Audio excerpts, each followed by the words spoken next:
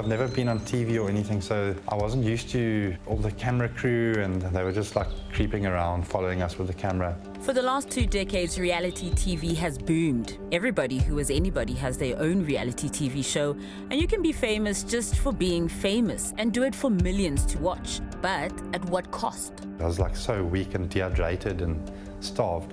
Warrick Harvey, a farmer and traditional bow maker from the Eastern Cape, is the only South African to ever have completed the American reality TV show Naked and Afraid. Yeah, I've watched from season 1 all the way to season 14. I've probably watched each episode a couple times. This 1-hour reality show drops 2 total strangers in the middle of nowhere. They have to get naked and then survive for 21 days. It's a pure survival challenge. There is no prize money or big reward, except knowing that you survived.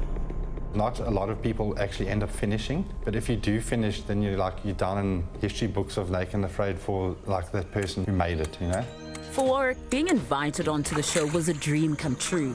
He loves a crazy adventure and is constantly testing his survivalist skills. Like on a weekend, I'd go into the forest with my bow and arrow, and I'd wear like buckskin, like as a loincloth, and I'd enjoy it, you know? That would be like fun for me. I've been finding these nuts. I've just cracked one open, and they're actually damn good. I'm very interested how people used to live before there was technology and all that. Warrick left his wife Laura and their 3-month-old baby behind to complete the 21-day survival challenge and become a reality TV hero. Naked and not afraid. He was dropped off on the banks of the crocodile-infested Zambezi River, and the cameras started rolling. We had been told what to do, like get off and then take your clothes off and that. And that was quite awkward, I won't lie. Like even if you did try cover up, they'd be like, hands away, hands away. So everything's out and exposed. The contestants of Naked and Afraid are followed by 3 camera crews, a medic and a professional hunter, who they are not allowed to interact with. The cameraman wouldn't even speak to us or tell us what to do or anything. So it was just them following us around all day. Both Warrick and his partner, American endurance athlete Kat, were given 1 survival item each at the beginning of the 21 days. Kat chose a panga and Warrick his traditional bow, as he is a bow hunter. But the producers of the show put him on an island with no big game to hunt. It was just basically like an island full of birds. And when I went out like hunting the birds, the cameramen were right behind me and they were standing on twigs and making a noise because, you know, they're not watching where they walk. So there was a lot of opportunities where they kind of messed up my hunt.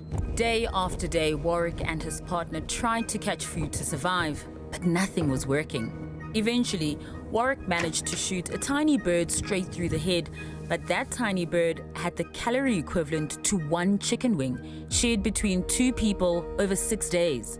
Things were getting real. Suffering from starvation, heat exhaustion, and dehydration, Warrick fainted. To ensure he's not in any danger, the producers call in the medic to check on Warrick. That scene when you passed out, was there anyone from the crew who said, okay, let's maybe stop rolling at this point, or maybe give you some water and a rehydrate? The medic came and checked my blood pressure and everything was fine. And then the medic said, you must drink more water. And then that was that. Getting to that last day, was it more important than your own health for you? That's also what I was worried about. It could have long-term effects on my body, but I don't give up very easily. And I just kept fighting. Everyone that has been on the Naked and Afraid show will tell you that that is the hardest thing that they've ever gone through in their life. There were many ways to die out there for Warrick, but before he even left South Africa, the show producers made sure he signed an indemnity form against all of them, including elephants and crocodiles. I was always just signing. Once I got there, they also told us that there's a lot of black mambas there. So I was asking the medic, do they have antidote for black mambas? And they were like, no, you can't get in this country. At night, the whole film crew returned to their resort, leaving Warrick and his partner on the island alone. Is there any emergency personnel nearby in case anything happens? We had a radio, and that was like last resort. If you've been bitten by a snake, then you could call, and then they would come on the boat. Weeks of starvation started to affect Warrick's ability to think rationally, and one day, he just walked into the Zambezi River to catch a crocodile.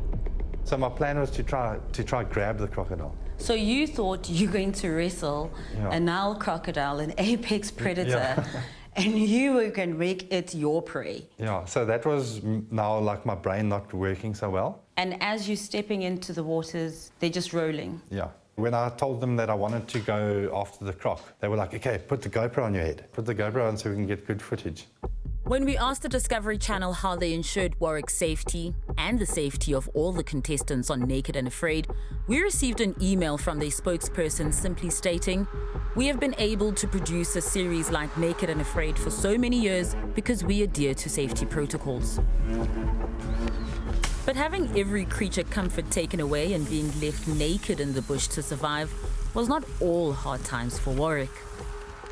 Even though it was so tough, it was like the most unstressed and peaceful I've ever felt in my whole life. Like I didn't have work to worry about, I didn't have a phone. It was just like you and nature, and like I think that's my main reason that I wanted to go on there so badly. After 21 days of braving the elements, surviving crocodiles and elephants, and absolute starvation, Warwick had made it. The evacuation boat arrived, and he was going home. What's it? It's a boat! The feeling that I got at the end was like the biggest feeling of self-accomplishment I've ever felt in my life. I appreciate things so much more now than before I went on, because we've got everything. If you want food, you go to the fridge. If you want water, you go to the tap. You sleep in the bed, and when you're out there, you don't have any of that. Even though he had achieved a massive life goal, Warwick was mentally and physically destroyed by being on the show and had a long journey ahead, one that no one watching Naked and Afraid would ever hear about. When I first looked in the mirror and how my face was just like sunk in, and that when I saw myself, it reminded me of someone who's been like starved. The first video call I got from Warwick, I was in shock. I didn't recognize him. I started crying. I just thought to myself, I haven't ever seen anyone else looking as bad as Warwick did. Warwick had lost over 16 kilograms in 21 days. From being a strong athlete, he was now unable to even carry a suitcase. And when you were able to finally physically see him? I fetched him at the airport with 𝗀𝗵𝗶𝘀. It was almost like he was in a different realm. I didn't want to go out and socialize and stuff because I'd been out of society for a month. I kind of put myself in a bubble. Everything was about food. He even said to me, I'm worried I'm not going to get another meal. In his own house? Yeah. I just felt like I lost him and I didn't know if I was going to get him back. I suggested Warwick see a psychologist and he just said no, he doesn't want to. I was withdrawn. I just work. So it took like about 3 months for me to come back to my normal self. Is this the end of the road for Naked and Afraid? They have asked me to do a 40-day challenge. What? So they're busy putting the group together and they've asked me, I just haven't replied yet.